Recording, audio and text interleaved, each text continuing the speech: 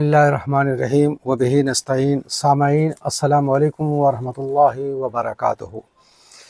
आज के हासिल मुताला में मैं एक उस मर्ज़ की तरफ तवज्जो दिलाना चाहता हूँ जो नमाज के ताल्लुक़ से है, और ये मर्ज़ आम है कि नमाज में हुज़ूर क़ल्ब जो होना चाहिए वो हुज़ूर क़ल्ब नहीं होता। यानी हम नमाज के अंदर होते हैं और नमाज के अंदर हमारा दिल कहीं और खोया हुआ होता है, किसी और जगह घूम रहा होता है। तो नमाज के अंदर हुज़ूर क़ल्ब हमें कैसे हासिल हो, आज उसके ताल्लुक़ से चंद बातें अर्ज़ करनी हैं। कुरान करीम में सूरह बक़रा के अंदर आयत नंबर 45 और 46 में अल्लाह ताला ने ये फरमाया है, औज़ु बिल्लाहि मिनश शैतानिर रजीम वस्ताईनु बिस्सब्र वस्सलाह, नमाज और सब्र के ज़रिए से अल्लाह की मदद हासिल करो। एक से ज़ायद बार अल्लाह ताला ने कुरान करीम में ये बात फरमाई है। व इन्नहा लकबीरतुन, अब नमाज के बारे में अल्लाह ताला फरमाता है व इन्नहा लकबीरतुन इल्ला अलल खाशिईन, नमाज शदीद तो दुश्वार तो ज़रूर है लेकिन उसके लिए दुश्वार नहीं है, इल्ला अलल खाशिईन, जिसके दिल में खशियत हो, खुशू हो, उसके लिए नमाज दुश्वार नहीं है। नमाज में खुशू की कैफियत का हासिल होना ये नमाज में आला मर्तबा है, और यही खुशू वो चीज़ है जो नमाज को कबूलियत के दर्जे पर फायज़ करती है। इसीलिए हमें ये मालूम कर लेना चाहिए कि खुशू क्या चीज़ है। खुशू ऐसी क़ल्बी कैफियत का नाम है जिससे आज़ा और जवारिह में सुकून, तवाज़ो और इनकिसारी पैदा हो, उसको कहते हैं खुशू। अब ये खुशू अमल किसका है? खुशू असल में खुशू का महल और खुशू का अमल ये क़ल्ब है। अब उसके बाद क़ल्ब के बारे में मालूम करें तो क़ल्ब की जो कैफियत और फितरी चीज़ है, तो क़ल्ब की आदत ये है कि ये ख़याल की दुनिया में ये आज़ाद फिरना, ये क़ल्ब की कैफियत है। और आज़ा और जवारिह ये सब क्या है? ताबे हैं क़ल्ब के। तो क़ल्ब गोया आज़ा और जवारिह को भी आज़ाद रहने का तकाज़ा करता है। अब हम जब नमाज जैसे ही शुरू करते हैं तो ये आज़ा और जवारिह जो है इसको हम मुक़य्यद कर देते हैं, यानी पैर को चलने से रोक देते हैं, हाथ को हरकत करने से रोक देते हैं, आँख को इधर उधर देखने से रोक देते हैं नमाज के अंदर, मुंह को बोलने और हंसने से रोक देते हैं। लेकिन ये जो क़ल्ब है यही असल वो चीज़ है जिसको असल है, जिसके अंदर खुशू पैदा करना है, एक सुई पैदा करना है, अल्लाह की तरफ रुजू पैदा करना है। तो क़ल्ब की फितरत जो हर वक्त सोचना और फ़िक्र करना है, तो हम इस बात के लिए तो क़ल्ब को मजबूर नहीं कर सकते कि वो सोचना बंद कर दे। अगर इस बात के लिए हम मजबूर कर दिए क़ल्ब को कि वो सोचना और फ़िक्र करना बंद कर दे, तो ये तो क़ल्ब की मौत है, ऐसा तो कर नहीं सकते।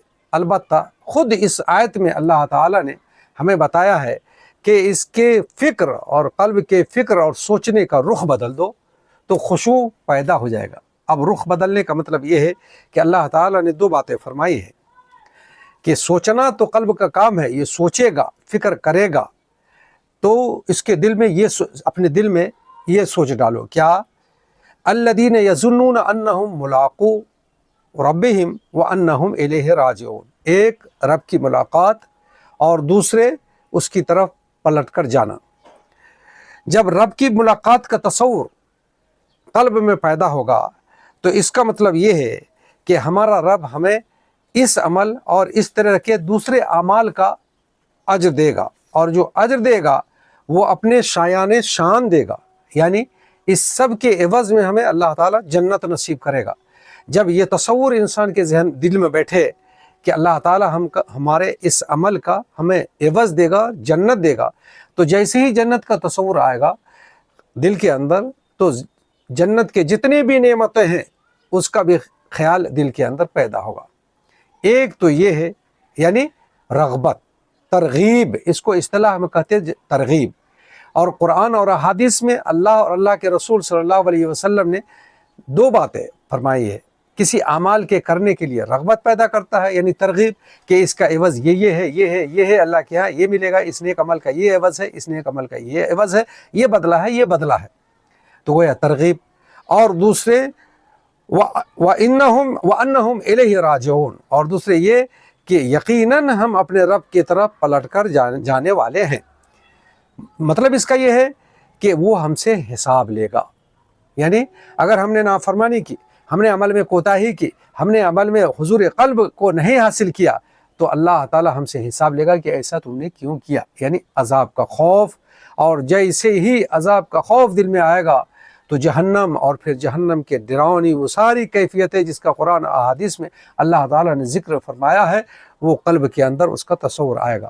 تو دو باتیں ہوئی، نمبر ایک ترغیب یعنی حصول اجر، اللہ تعالیٰ سے ملنے کا تصور، جس کے نتیجے میں جنت اور جنت کی تمام نعمتوں کا خیال، یہ ترغیب ہے۔ اور دوسرا وَأَنَّهُمْ إِلَيْهِ راجعون، یعنی اللہ تعالیٰ ہم سے حساب لے گا۔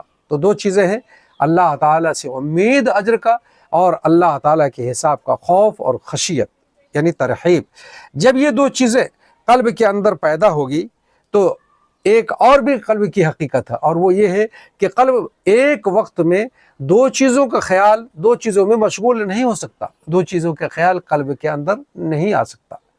تو جب ہم قلب کو اس طرف متوجہ کر دیں گے، یعنی ترغیب اور ترہیب کی طرف، تو قلب کے اندر سکون پیدا ہوگا، ایک سوئی پیدا ہوگی، حضور قلب پیدا ہوگا۔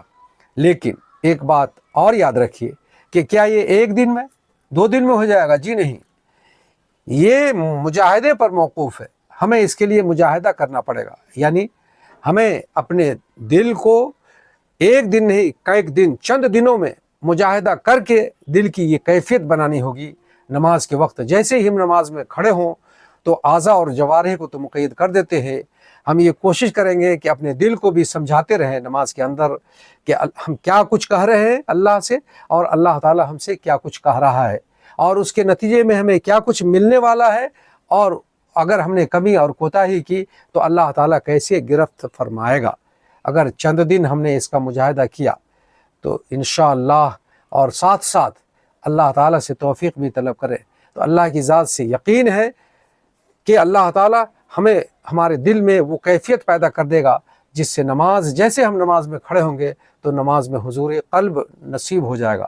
اور اگر نماز میں ہمیں حضور قلب نصیب ہو گیا تو یہی تو مقصود ہے اور یہی تو مطلوب ہے، پھر ہماری نماز وہ نماز ہوگی کہ جو قبولیت کے مقام کو حاصل کر لے گی، اور نماز کے جو اللہ تعالیٰ نے اجر اور ثواب بتائے ہیں ہم اس کے مستحق ہو جائیں گے۔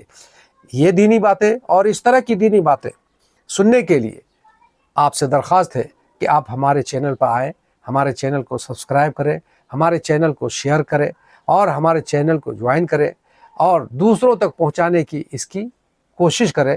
اللہ تعالیٰ سے دعا ہے کہ اللہ تعالیٰ ہمیں اس مجاہدے کی توفیق دے، اور اللہ تعالیٰ خصوصی توفیق دے کہ ہم اپنے قلب کو اس طرح آمادہ کر لیں کہ نماز کے اندر ہمیں حضور قلب نصیب ہو جائے۔ وما علینا الا البلاغ۔